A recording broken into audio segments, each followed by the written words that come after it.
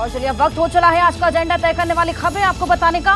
वो खबरें आपको बताएंगे जो आज का एजेंडा तय करने वाली है। तो प्रधानमंत्री मोदी आज राजस्थान और मध्य प्रदेश के दौरे पर रहने वाले हैं। ऐसे में दूसरी बड़ी खबर जो आज का एजेंडा तय करेगी वो है कांग्रेस सांसद राहुल गांधी आज अमृतसर के दौरे पर रहेंगे। तो जिस तरीके से चुनाव अब नजदीक है, लगातार दौरों का सिलसिला चालू हो गया है। ऐसे में दिल्ली के सीएम केजरीवाल का आज पंजाब दौरा रहने वाला है। और चौथी बड़ी खबर रहने वाली है दिल्ली में तृणमूल कांग्रेस का हल्ला बोल।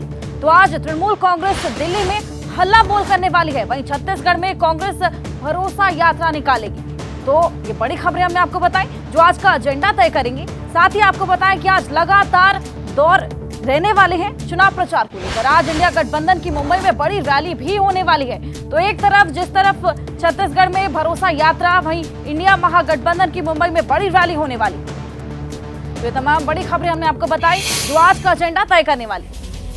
और चलिए कुछ और अहम खबरें उनका रुख कर लेते हैं और अब बात करते हैं यूपी के फतेहपुर के, जहां पर कक्षा 11 की छात्रा की टीचर से सवाल पूछने पर बेरहमी से पिटाई कर दी। पिटाई से छात्रा की हालत गंभीर हो गई। परिजनों ने उसे गंभीर हालत में जिला अस्पताल में भर्ती कराया है। छात्रा के भाई ने आरोप लगाया है कि बहन को अंग्रेजी के टीचर ने बेरहमी से पीटा है। और वहीं छात्र के परिजनों का क्या आरोप है इस पूरे मामले में, ये भी सुनते हैं।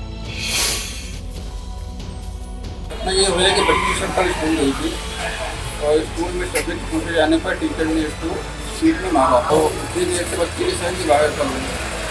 तो कल तो कोई दिक्कत नहीं होता अपना दर्द था, लेकिन अब दोपहर से बेहोश उड़ा रही है और पेन बहुत ज़्यादा है सीमा के बाहर। अगर मारपीट हुई होती तो 24 घंटे बाद बच्चा बेहोश नहीं होता, क्योंकि डॉक्टरों की रिपोर्ट के अनुसार भी यही तथ्य सामने आया है कि कहीं मारपीट के ना तो मार्क्स पाए गए हैं और ना ही उसके साथ मारपीट हुई है। डॉक्टरों का भी कहना है कि मानसिक रूप से बच्ची ग्रसित है। तो ये पूरा केस पुलिस के पास पहुंच गया है। पूरे मामले को लेकर जांच पड़ताल लगातार जारी है, लेकिन आपको ग्राफिक्स के जरिए समझाते हैं कि ऐसे मामलों में आईपीसी के क्या कुछ प्रावधान है। तो बच्चे के साथ अगर मारपीट होती है तो आईपीसी 323, बच्चे को मारपीट में जख्मी करने पर आईपीसी 324, ये तमाम धाराएं हम आपको बता रहे हैं क्या कुछ लगाई जाती है। अगर जख्म ज्यादा गंभीर हो तो आईपीसी 325 लगाई जाती है। आईपीसी 325 में दोषी को 7 साल कैद मिलती है। साथ ही जानलेवा हमले की बात करें तो धारा 307 में ये केस दर्ज किया जाता है, और ऐसे में जिसमें अधिकतम 10 साल या फिर उम्र कैद भी हो सकती है। तो यह तमाम धाराएं हमने बताई जो कि इस केस पर लगाए जाने की यहाँ पर आशंका जताई जा रही है। और चलिए अब बात करते हैं उत्तर प्रदेश के पीलीभीत की, जहां पर बाघों का आतंक बढ़ता चला जा रहा है। और पीलीभीत में बाघ रिहायशी इलाकों में घूमते हुए नजर आ रहे हैं और मौका पाकर लोगों का शिकार भी कर रहे हैं। लोगों का कहना है कि उनके खेतों और बागों में अक्सर बाघ घूमते हुए नजर आ जाते हैं। और वहीं दूसरी तरफ इस घटना को लेकर वन विभाग का क्या कहना है, स्थानीय लोगों का क्या कहना है, ये भी सुनाते हैं। पे हमने निगरानी टीम लगा दी है और हम ये आइडेंटिफाई कर रहे हैं कि कौन सा टाइगर है, उसके अनुसार यहाँ पे कार्रवाई की जाएगी। और हमने यहाँ पे लगभग 5 कैमरा टैप लगा दिए जिससे कि उसको आईडी कर दें। वन विभाग से हमारी बात होती रहती है। अक्सर उनका यही कहना है कि हाँ ये काम हो रहा है, अभी जान फेंसिंग हो जाएगा, बस अभी हो जाएगा। करीब ये 4 महीने हो गए, 3 महीने ऐसे ही लारे लगा रहे हैं, फूल कुछ नहीं कर रहे। और इस तरह की घटनाओं के बढ़ने की क्या कुछ वजह है वो भी हम आपको समझाते हैं। बाघ इंसान पर हमला 2 वजह से करता है। 2 वजह है जिसके चलते बाघ हमला करता है। अचानक कोई सामने आ जाए तो उसे घायल कर सकता है या फिर मारकर छोड़ देता है। और यही नहीं, भूख मिटाने के लिए भी कई बार बाघ हमला करता है, और जब वो शिकार नहीं कर पाता तब भी इस तरीके से देखा जाता है। और ऐसे में बूढ़ा होने पर बाघ हिरणों और तेज दौड़ने वाले जानवरों को नहीं पकड़ पाता, जिसके चलते वो इस तरह के मामलों को अंजाम देता है।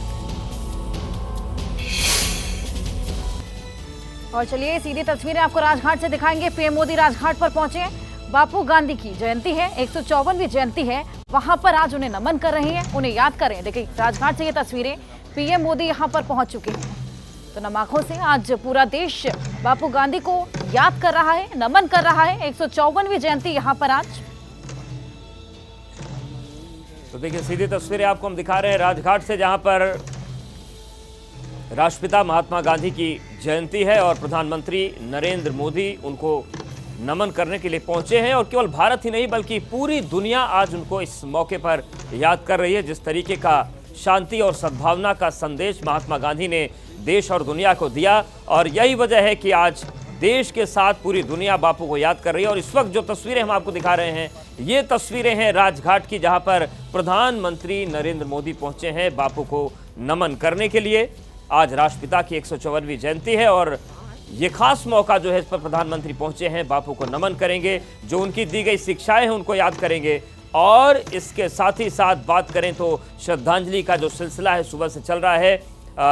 मल्लिकार्जुन खड़गे जो कि कांग्रेस के अध्यक्ष हैं, वो भी थोड़ी देर पहले पहुंचे थे और अब प्रधानमंत्री नरेंद्र मोदी भी पहुंच गए हैं। बिल्कुल, तो ये सीधी तस्वीरें हम आपको राजघाट से दिखा रहे थे और प्रधानमंत्री नरेंद्र मोदी वहां पर पहुंच रहे हैं। राजघाट पहुंचकर बापू को नमन करेंगे। 154वीं जयंती बापू की, अहिंसा के पुजारी, जिस तरीके से उन्होंने अहिंसा का पाठ दुनिया को पढ़ाया, आज भी उनके विचार प्रासंगिक है और समय समय पर बापू के विचारों को याद किया जाता है। देश आज राष्ट्रपिता को नमन कर रहा है, उन्हें याद कर रहा है और न सिर्फ देश बल्कि दुनिया भर में बापू की जयंती आज अलग अलग तरीके से मनाई जाएगी। और इसी बीच जो तस्वीरें आ रही थी राजघाट से, वो हमने आपके सामने रखी हैं।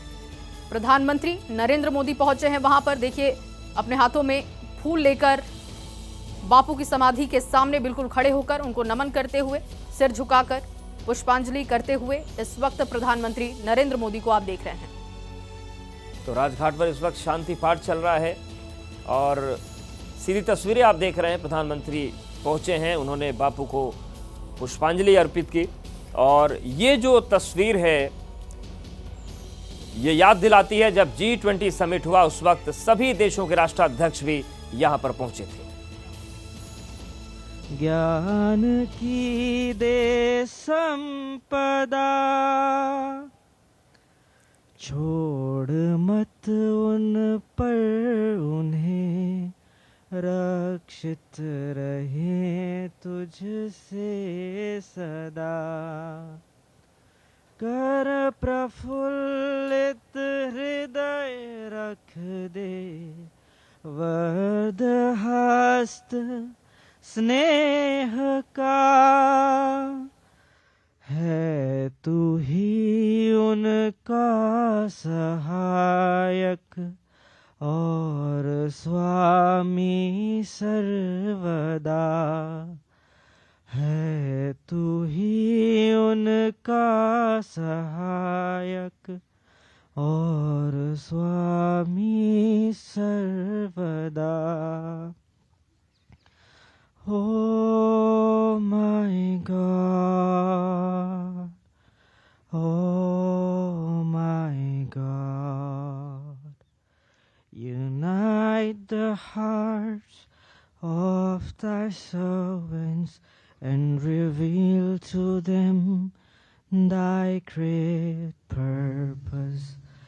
May they follow thy commandments and abide in thy law. Help them, O God, in their endeavor, and grant them strength to serve thee. O God, leave them not to themselves, but guide their steps by the light of thy knowledge, and cheer their hearts by thy love. Verily, thou art their helper and their Lord. Verily, thou art their helper and Lord. आप देख रहे थे राजघाट से सीधा प्रसारण। 2 अक्टूबर को हर साल महात्मा गांधी की जयंती मनाई जाती है। आपको बताएं कि 154वीं जयंती है आज। मोहनदास करमचंद गांधी, 2 अक्टूबर को हर साल ये जयंती मनाई जाती है। नम आंखों से यहाँ पर उन्हें श्रद्धांजलि दी जाती है और उसी कड़ी में आप देखिए आज पीएम मोदी यहाँ पर पहुंचे हैं, पुष्प अर्पित की है, श्रद्धांजलि अर्पित की है। तमाम मंत्री आज अपनी श्रद्धांजलि अलग तरीके से यहाँ पर। बिल्कुल। और हर्षा, देखिए गुजरात के पोरबंदर में बापू का जन्म हुआ, लेकिन देश के अलग अलग हिस्सों में जिस तरीके से क्रांति की अलख उन्होंने जगाई, आज दुनिया भर में इसके लिए उन्हें याद किया जाता है। और सबसे बड़ी बात कि अहिंसा के पथ पर वो चले, हिंसा के बिल्कुल खिलाफ थे। और इसी वजह से कई बार बापू को अलग अलग तरीके से भी देखा गया, नकारात्मक तरीके से भी देखा गया, लेकिन आज कई उनके विचार ऐसे हैं जो प्रासंगिक हैं और आज भी दुनिया भर में उसे फॉलो किया जाता है। महात्मा गांधी की 154वीं जयंती पर आज पूरा देश और पूरी दुनिया उन्हें याद कर रही है। 2 अक्टूबर जो कि विश्व अहिंसा दिवस के रूप में भी आज के दिन को मनाया जाता है और बापू को नमन करने के लिए प्रधानमंत्री नरेंद्र मोदी राजघाट पहुंचे हैं। दूसरी तरफ लाल बहादुर शास्त्री जी का भी आज जन्मदिन है, उनकी भी जयंती है और उनकी समाधि स्थल पर भी अब से थोड़ी देर बाद प्रधानमंत्री नरेंद्र मोदी पहुंचेंगे और उन्हें नमन करेंगे, श्रद्धांजलि अर्पित करेंगे।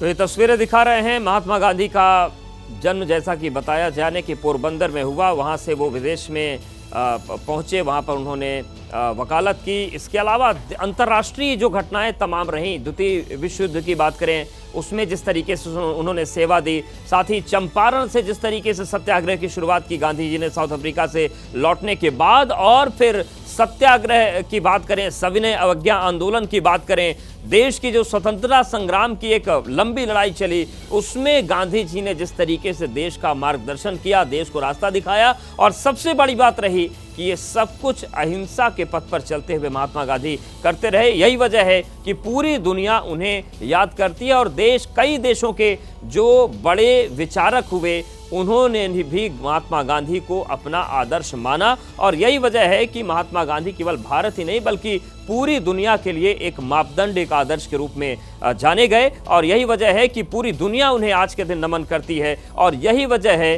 कि 2 अक्टूबर जो कि महात्मा गांधी का जन्मदिन है, उसे अंतर्राष्ट्रीय अहिंसा दिवस के रूप में भी मनाया जाता है। बिल्कुल। और अवधेश, जिस स्वदेशी उत्पादों की बात आज हो रही है, मेड इन इंडिया प्रोडक्ट्स की जो बात आज की जा रही है, खादी को लेकर जिस तरीके से एक मुहिम बापू ने चलाई, और आज देखिए वो विचार, इसीलिए बार बार हम कह रहे हैं कि जो विचार, जो उनके अहिंसात्मक रवैये थे, वो आज अपनाए जा रहे हैं दुनिया भर में। और इसीलिए बहुत ज़रूरी है कि बापू के विचारों के पथ पर चला जाए, अहिंसा के पथ पर चलते हुए। आज दुनिया जब उन्हें याद कर रही है तो ना सिर्फ उनके क्रांति के जो अलख जगाए गए उसके लिए, बल्कि जिस तरीके से उन्होंने पूरे देश को बांध कर रखा, विभाजन के समय की अगर बात करें, उस वक्त भी जो नरम रवैया बापू का दिखाई दिया, इस वजह से देश आज उनको नमन कर रहा है। और प्रधानमंत्री नरेंद्र मोदी नमन करते हुए राजघाट पर। और चलिए सीधे रुक करते विजय घाट का, जहां पर लाल बहादुर शास्त्री को श्रद्धांजलि अर्पित करने के लिए प्रधानमंत्री नरेंद्र मोदी पहुंच गए हैं। सबसे पहले वो पहुंचे राजघाट, जहां पर महात्मा गांधी को उन्होंने श्रद्धांजलि अर्पित की। और अब वो तस्वीरें आप देखिए, लाल बहादुर शास्त्री की भी जयंती है और विजय घाट पर प्रधानमंत्री नरेंद्र मोदी पहुंचे हैं उन्हें श्रद्धांजलि अर्पित करने के लिए।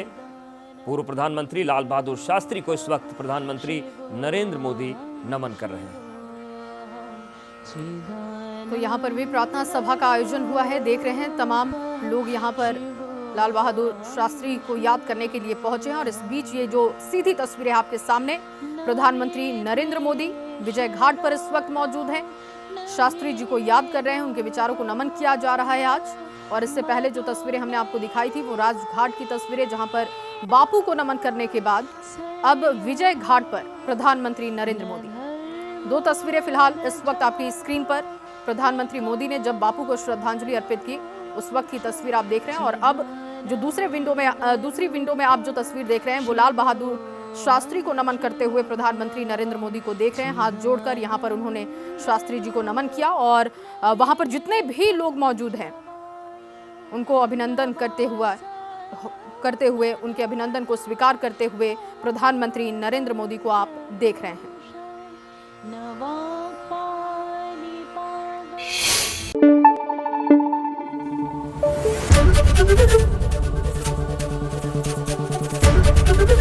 एबीपी न्यूज आपको रखे आगे।